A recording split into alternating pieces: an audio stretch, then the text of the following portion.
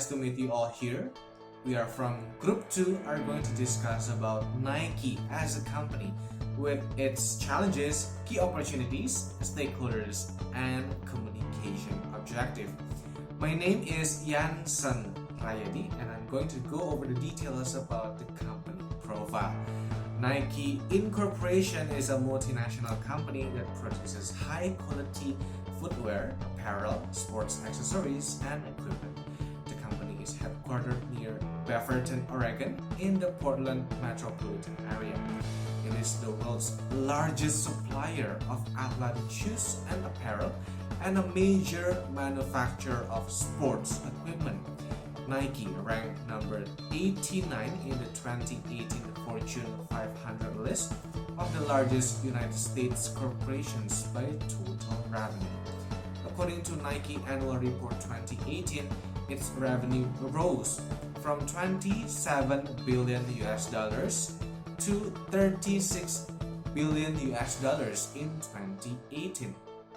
Nike's revenue growth was instigated by increased strength and growth in global markets and continued progression in certain key categories such as sportswear and Nike basketball. Nike's revenues outshine the second place Adidas, in which Adidas only generated $26 billion in 2018. The consistent business performance has led Nike to position itself as the market leader in the footwear industry. Talking about its mission, Nike aims to expand human potential. They do that by creating groundbreaking sport innovations, by making their products more sustainably, by building a creative and diverse global team, and by making a positive impact in community where they live and work. Nike keeps innovating its product to strengthen customers' interaction with the products, to embolden the emotional connection to sports, and to offer solutions to athlete problems. Nike fulfills its commitment by adopting design and personalized service, exploring the digital craft, and expanding breakthrough platform. The idea is best expressed in Nike's new flagship program, House of Innovation, which debuted this year in New York and Shanghai.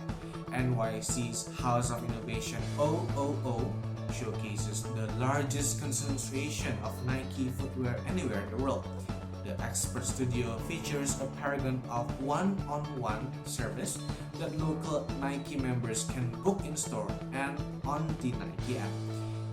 Shanghai's House of Innovation 001 houses a digitally enabled center court where shoppers can enjoy speaker sessions, workshops, and digitally led trialing sessions.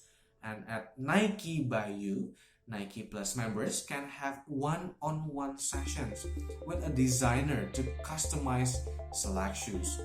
While Nike began with a simple remit to make athletes better, it has matured to find a new parallel truth. Solving discrete athlete problems requires a deft balance of the physical and the emotional. When this is met, new silhouettes are able to serve far beyond their initial intent.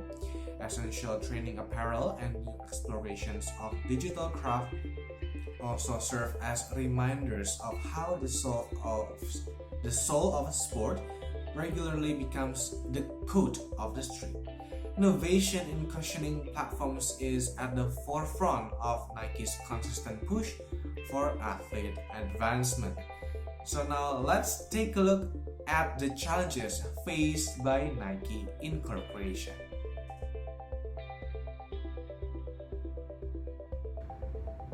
Hello guys, my name is Mustika and I am going to explain the challenges faced by Nike. So as Yansen said in the previous slide, Nike is a giant company that produces high quality sport equipment. Over the years, they cleverly expanded their business in terms of product line and geography. And usually, Nike get it right in choosing celebrity endorsers. However, they are wrong this time when they are pulling Betsy Ross shoes that was slated for a limited production. In this case, Nike decided to cancel the release of the special edition shoes, which is Air Max 1 Quick Strike on 2nd July 2019. The shoes were planned to be released to celebrate US Independence Day on 4th July. The reason why the shoes has been cancelled since it caused public controversy. The symbol on the sneaker is the flag of the United States on the heel, but this flag doesn't display a picture of 15 stars, but it is providing 13 stars. This flag considered the first flag of the United States made by Betsy Ross in the 18th century, which illustrates the Revolutionary War and racism. The sudden cancellation came after Colin Kaepernick, a former American football player and social activist, because he criticized Nike's design. He was Nike's ambassador, but he felt afraid that Betsy Ross flag would be used by a group that supported racist ideology and then lead to controversy. Nike spokesman, which is Sandra Carreon Jones, stated that Nike finally canceled the distribution of the special edition shoes. Why? Because they are feared that the release of the shoes could offend many people. And a second challenge faced by Nike is about labor discrimination. Ahmer, one of the Nike's employee, is the third person who sued Nike because of race and gender discrimination experienced by him while working with Nike. Even so, Nike still seems to constantly say that they are reject discriminatory action of any ground. So that is all the challenges that recently faced by Nike, and now we are moving the key opportunities that will be explained by my friends. Thank you. Hello, my name is Dimas Surya. I'm here to explain the opportunity from the challenge that comes in Nike company with racism symbolism. On July 4, 2019, Nike canceled its plan to sell Nike limited edition Air Max 1 that has a symbol of America before the Revolution. Those products make many controversial things and make many famous people talk about it. For example, is Ted Cruz.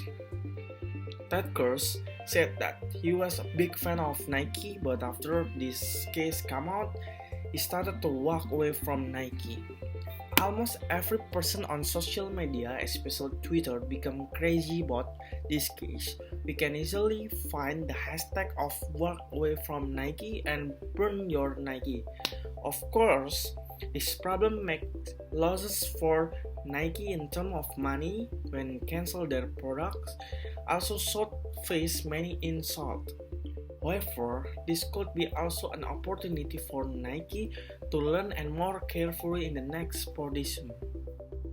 The racism symbol problem of Nike also make new questions. This case does not make the sales of Nike shoes going down and the stock still stable, and the most shocking one is the sales are increasing. So after research why those things happen, I found answer from Fox Alex Abad Santos that said, in some cases, burning Nikes might inadvertently be advertising for the company. It is proven by the sales of the Nike increased around 4%, and the price of stock keep rising even these cases are very booming. Inadvertently, famous people and hashtag on Twitter that talk about Nike makes every people wants to know about Nike. The curiosity of people make an opportunity for Nike to indirect advertise to people that don't know about Nike will search about Nike, and when they search about this case, of course it will bring them to know about the Nike product and make them interested to buy and try. Another interesting thing that can learn from this case is the CEO of Nike, Kaepernick, doesn't even have to make a public statement or attach his face to it directly. Nike might be face unsolved souls, but it will be worth it to further solidify the ethos of the brand. Hello everyone, I'm Aphrodita and I will explain about the stakeholders of this issue. Well, who are the stakeholders actually? Based on the 4 steps model, we could identify an internal stakeholders which consists of the management team of Nike and the shareholders of Nike. Meanwhile, the external stakeholders consist of the customers, government, and also the media. Well, according to the issue, each of the stakeholders have their own concerns, where for the management team and shareholders, they have concerns about their brand reputation, sales performance growth, and also their investment in the stock market could be endangered for a huge loss due to the issue. Besides, the customers and government have a similar concern about the public health, and the racism movement may be lightened up because of the shoe design of Nike. And the media also have a huge role to this issue because they are spreading out the news to the public. After we finally identify and understand the concern of each stakeholders, we could prioritize the stakeholders which has the more power, urgency, and also legitimacy towards this issue. So who are they? Well, we conclude that the stakeholders could be the customers and also the government. The reason why we choose these 2 stakeholders was because there were 2 governors of the Texas and the Arizona region tweeted on their Twitter account recently about their disappointment towards Nike brand and their opinion about not giving incentive to Nike manufacturing in the Arizona or Texas region. Due to this opinion, customers think that it is necessarily need to be due by the government or legalized by the government because Nike was known as the supportive as being supportive to the white supremacy era by displaying the design of the flag, the racism flag. Therefore, Nike needs to communicate this first towards these 2 stakeholders in accordance to solve or to bring back a good brand reputation of Nike and keep a steady sales performance of Nike itself. Well, hello, my name is Lael Tejo. In relation to the key issue mentioned by my friend Dimas Surya, we have noticed several things. The main thing is that the issue mainly comes from the fact that people are being nitpicky and try to understand and find a deeper meaning from an even smallest detail that Nike have designed. But that does not necessarily mean that their action is very good, because using this flag means that Nike have some form of message to deliver, and it has a pretty good ramification after all. So we think that Nike's move in recalling all their products is a very good move, and that they have to do it anyway. So they have to try and not to offend people, and that's a very good step. However, we must admit that using this design in a product is a blunder in Nike's side. Now, on the other hand, Nike does not do much thing other than recalling the product. They don't do much press conference. They don't speak out to people. They don't tell people that, okay, so this is our idea. This is why we use this flag. No, there's nothing like that. And they just pull up back on their shoes, basically admitting that they are guilty. For Furthermore, we must see that instead of Nike's inaction, their opposition actually do a lot more than that. They try to make a trending hashtag in Twitter, including burn Nike shoes, refuse Nike, and all that. And that is a bad thing for Nike because people trying to tarnish their brand, and that can lead to some quite bad ramification in Nike. However, we must understand that this movement, the Twitter hashtag that they try to develop and make a trending of, is not exactly very meaningful. After all, Nike sales does not drop at all. And despite this issue, Nike experienced no kind of problem with their sales and other operation. So we can see that maybe, just maybe, it's just Nike's target market are not exactly those people that has issue with this thing. However, we agree that Nike should learn from this and avoid this kind of thing to happen again. So we have 3 exact recommendations that Nike may do. The first one is to build a proper communication channel with all their buyers.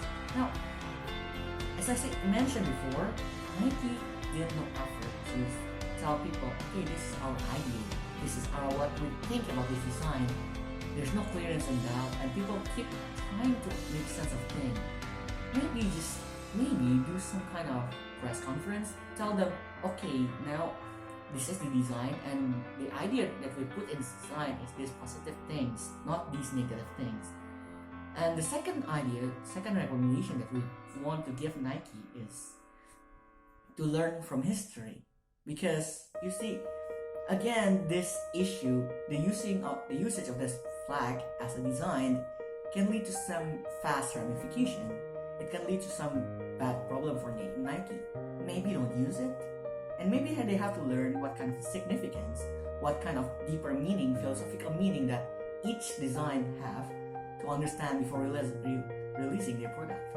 And the third recommendation that we like to tell Nike is, well, just bear with it.